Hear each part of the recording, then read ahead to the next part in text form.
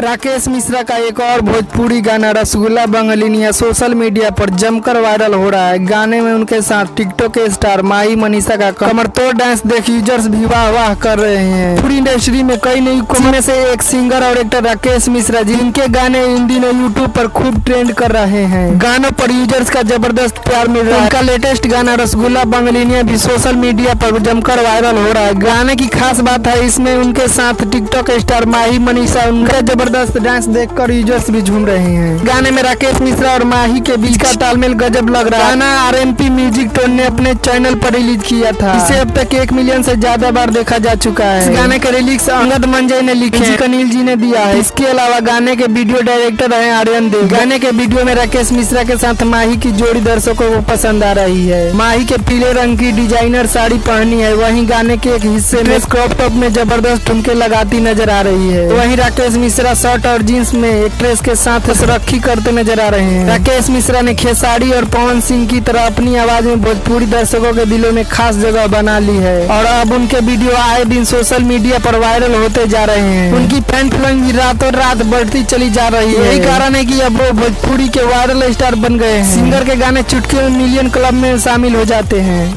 ऐसे ही भोजपुरी के latest news देखने के लिए हमारे चैनल को सब्सक्राइब करें और साथ में बेल आइकन को दबा दें।